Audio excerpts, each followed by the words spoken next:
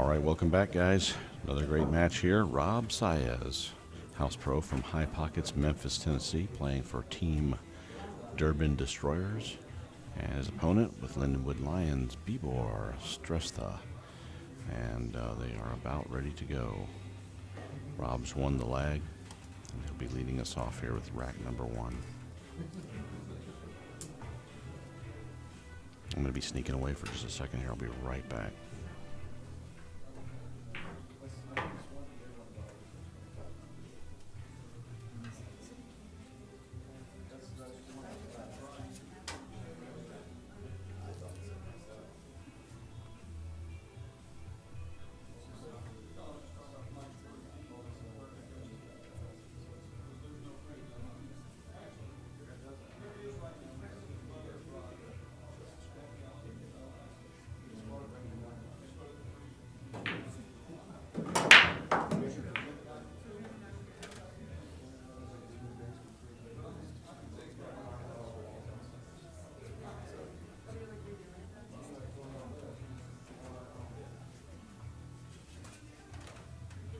All right, Durbin Destroyers are currently leading 9 matches to 2 matches.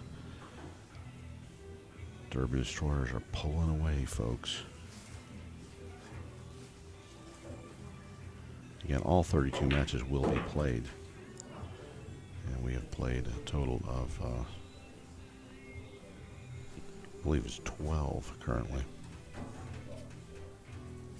11 have completed. We have one match about to finish on the next table. So Serena Black and Landon Shuffett.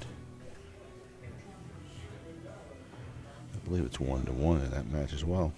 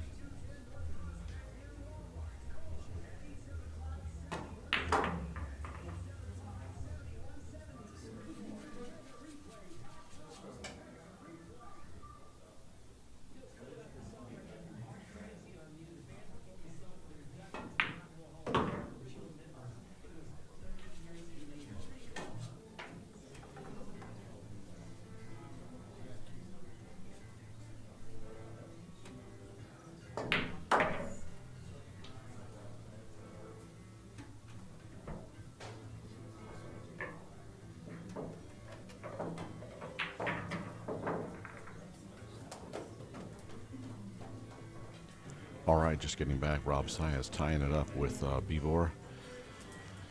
And Landon Shuffett wins his match on the next table for Lindenwood over Serena Black.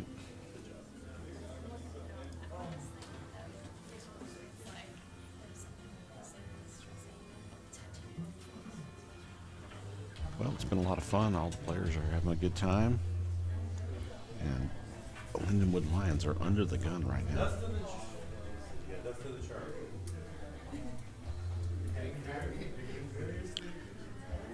All right, Robb Saez breaking rack 5 here.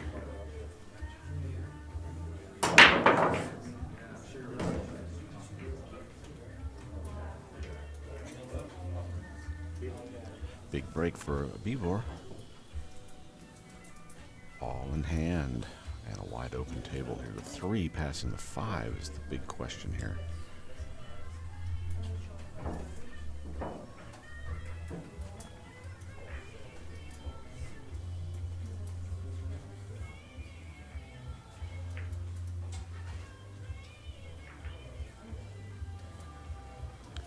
Next table.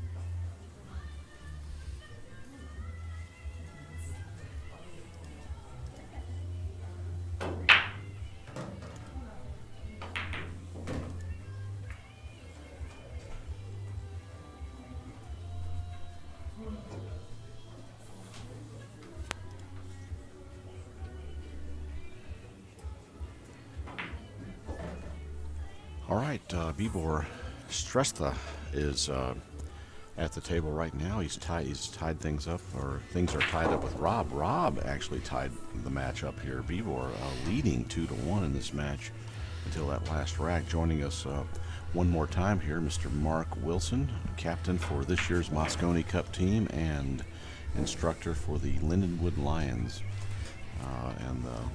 Mark, what is your official title with the Lindenwood Lions? Billiards coach. Billiards coach. Okay. Yeah. All right. Thanks. It's a team. It's not a class. It's a team like a football team. Okay. Couldn't be more proud of Bibhor if you knew how far he's come game wise in the last few years. Yeah, he was in. He stopped by the booth a little while ago and sat in for a minute. We got to talk to him a little bit, and he said he hardly ever even hit a few balls on pool before. Never even thought about playing pool. Right. Until he came to Lindenwood. So it is very impressive. He said he had no idea he could ever play pool at this level. And such a nice kid. Both him and Prem. They both come from Nepal. They both seen tigers in the wild before. They both have, common snakes around, and some poisonous, some not. And like even in the house, wow. There's a slope of Mount Everest, and it's the capital is Kathmandu. I mean, this is how I learned my geography, Ray, is from these kids from various places. I had no idea the Mount Everest was in Nepal. No, it's a slope of it. The rest of it's in Tibet, China, I believe.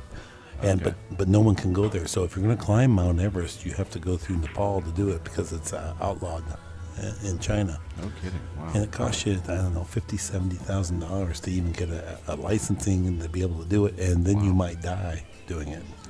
Right. No, really. I've seen some documentaries. Right. But Bibhor was saying there's a movie out, a new movie out about it. Yep. Yeah. So anyway, Robb Saez has ball in hand here and a chance to capture this match. Yeah, and he should. Everything's pretty well open here. He's got him a little bit elevated here on the 6-ball. Well, so what's going on with the Moscone Cup? Any updates or any new revelations that we might share with the? Look at this, Mark. Yeah, he has a chance. Saez hung up the 3. Yeah, there's a lot going on. We're coming up on the U.S. Open. Most everybody knows that, and pretty much we talked about earlier how the standings are. Yeah, huge. The U.S. Open is a major part of the points run here for this. And A full field too, Ray. $1,000 entry fee already filled. So yeah, it's awesome. and really you have to feel like Bergman's got a great chance to capture the points. You need to be in the top 3. He's currently sits at I think number 4 or 5. Now there was something I had read. I believe it might have been on the AZ Billiards forum that someone had mentioned that all of the players were going to come from the points. That's not true. Yeah, okay. Nope. Okay, so there's still a couple of wild card choices. Right. Yeah, it's probably a good place to dispel any myth.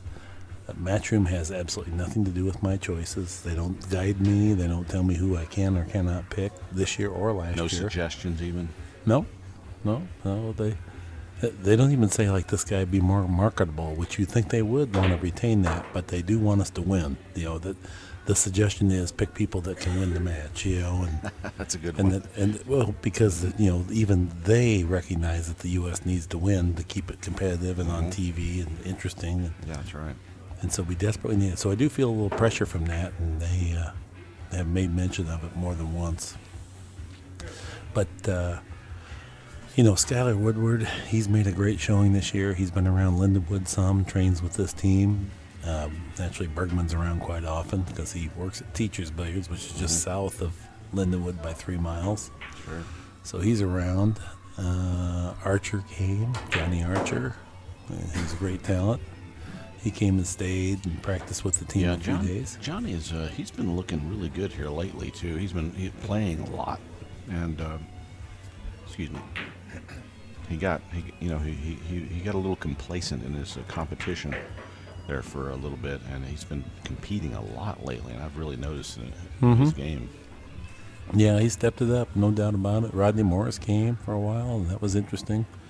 Mike DeShane came, stayed, 4 or 5 days. Yeah, how's Mike doing on the points run? He's not really in the points running, is he? Oh, he's number 2. He is? No, Mike DeShane? Yeah. Yeah, he's number 2, and then Corey Doole's number 3 as it sits today. Wow. Going in, yeah. No kidding. Yeah, I haven't looked at the points list here lately. So, but the points are so close. There's liable to be some dramatic shifts, So, Sure. Well, especially with the U.S. Open being one of the major points events. The talent at the U.S. Open has never been stronger. Oh, no. Oh, Biv. Wow. That's rough. He kind of did it to himself, though. You don't need to go that far. There's no sense taking any chance. In fact, it's actually the wrong angle. Even if you get there, you could have been on the end rail and had an easy time of it. Yeah, that's right. It's one of those shots where you look, you see a wide open table, and you think, well, there's no way I'm getting hooked on that one ball. Right.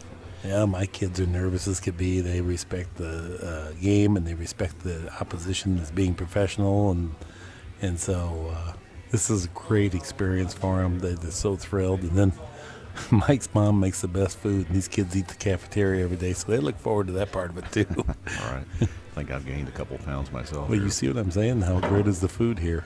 Oh boy, what a good try that was. Yeah. He was on the right path. And Robb Saez here with a chance to take the lead for the first time, actually, in this match.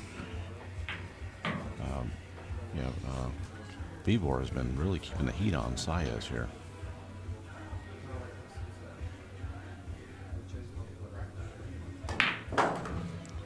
All right, Robb Saez to the hill, 3-2, playing for the Durbin Destroyers, and Bibhor playing for the Lindenwood Lions. Well, you guys have got to get it in gear, Mark. You've got a severe deficit right now. We do, yeah. And truthfully, it's been fairly interesting too, because there's been a few matches where maybe we outplayed them a little bit on some aspects of it, and then through a little bit of inexperience gave it back, But it's a good growing opportunity, and we knew that this was going to be our toughest test. But this is where we need to be. This is the next objective. It's not really at the collegiate ranks, because unfortunately there's not other programs out there. I really wish there was more competition. But in the collegiate ranks, if we take this particular team that we have here today and play a match, it really doesn't, it's not material whether we play good or bad. We're going to win. And so that's not really good for the sport. You know, we really need to have where you really got to bring your A game. But here on the other table, we have Saez playing a set. He's playing, who is Shark playing here? Dustin Wilgus. Shark's one of our absolute stars, and in all ways, his attitude is tremendous. He has impeccable grades in a hard course of math study. He's going to be an actuary. Yeah, and no, then, no kidding. Yep, and then Good kid too. I really admire him. he's got the Presidential Scholarship Award, which is for a hard course of study and impeccable grades, 4.0. No kidding. Wow. Yeah, Wow. it takes a toll on his pool game because he has to work so hard on the side. Sure. But he's cheerful, great disposition, and going to be a tremendous player worldwide. Good attitude, well mannered. Yeah, he respects and appreciates the opportunity here to be part of the Lindenwood team. Came from Singapore exclusive for this opportunity, got a pretty nice scholarship, and he's making the most of it. Well, speaking of making the most of it, Bibhor here has a chance to tie this up here. He's got five shots. Pretty natural path here.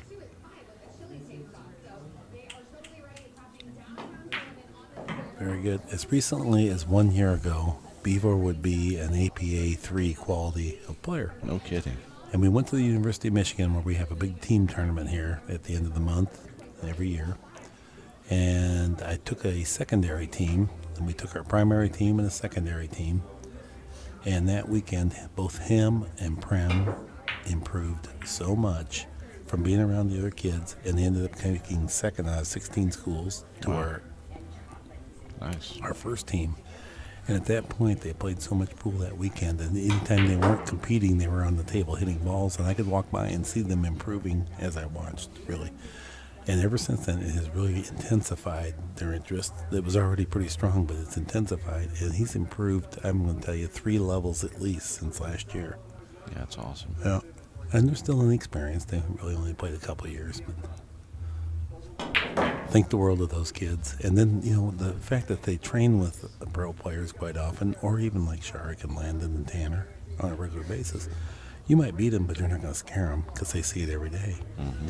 And it was almost like the Ugly Duckling. When we went to the 16 school tournament, they'd never played in anything like that. And then when they got in there and found out they're actually effective against the other schools because they're so beat down by our A grade players, and then they took second in the event, only losing to our Yeah. top team, you know, and then they kind of knew, like, hey, we're not that bad after all, you know. Right. Good shot. Good job, Biv. Caught the point, and it really helped him. Yeah, he's going to be nervous as could be, but this would be a great, great win for him. Put himself on the hill here with Robb. Stay still, Biv. Watch his head, stay down, finish the stroke. Good. Tied it up. Look at this. 3-3. Screenshot that there for the wall. If you had a camera that pointed in towards the booth, you would see pretty much an ear-to-ear grin on the coach's face right now. Bibhor could hang with Robb Saez. I'm telling you, he was APA 3 as little as 1 year ago. Well, it's Robb's break here on the hill. And the final rack about to begin.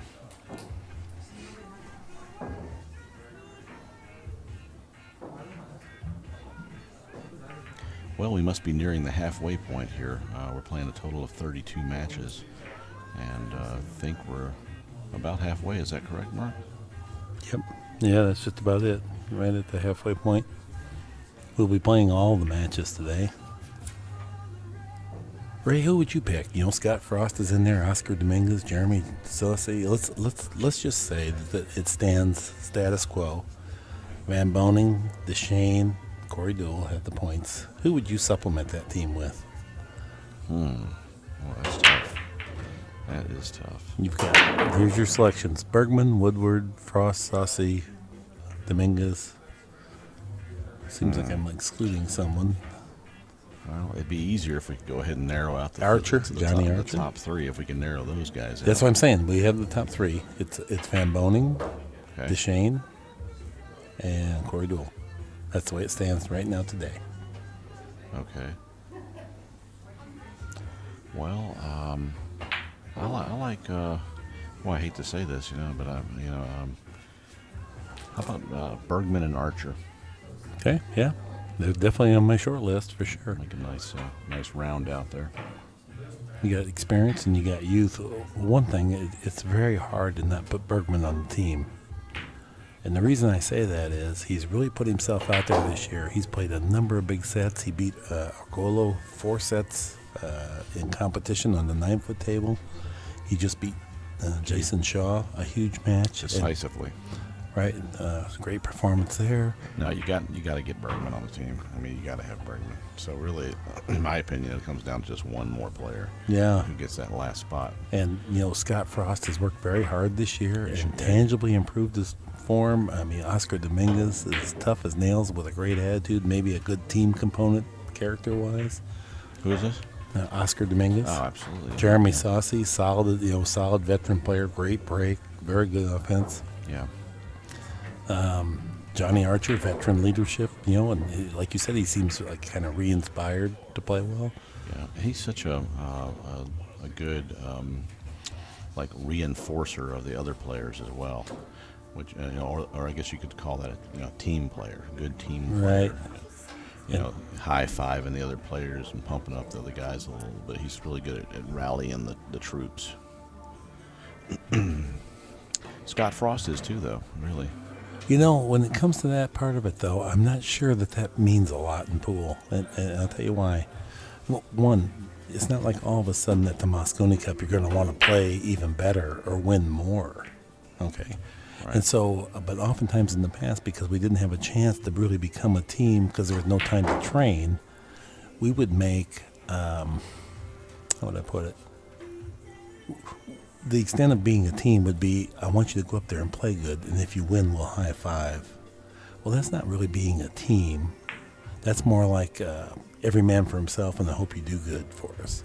Where a real team attitude would be more like, it's the team is more important than yourself, and if you're not training right now, you're actually letting all of us down at this point. Mm-hmm. And the sacrifice and the contribution and the adherence to strict core values of honor and integrity and respect. I can't ask others to respect the game if we don't, so we all have to kind of get on board with that thing. And then the no excuses, complete accountability and responsibility. And these are all things that are oftentimes found missing in our sport.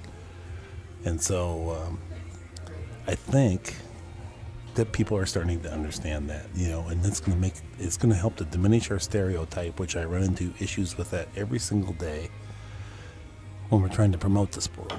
So we will see what happens. Unfortunately, it's slower going than I wanted. Yeah.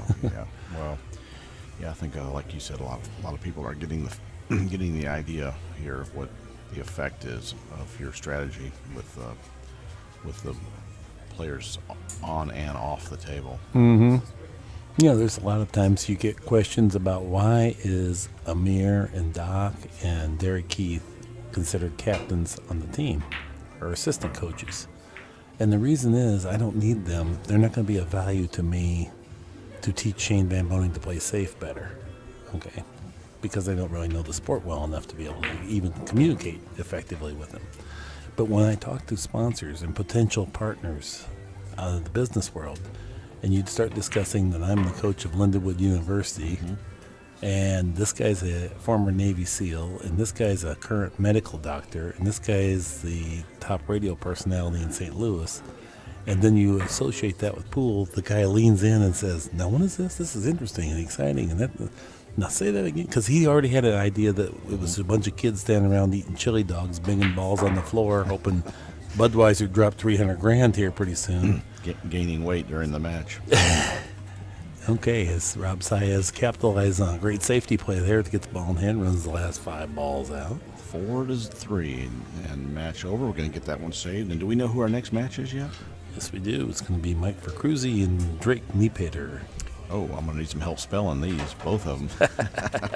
All right, we'll be right back, folks. Don't go away. More action coming to you from the Durbin Cup here in Sullivan, Illinois. Be right back.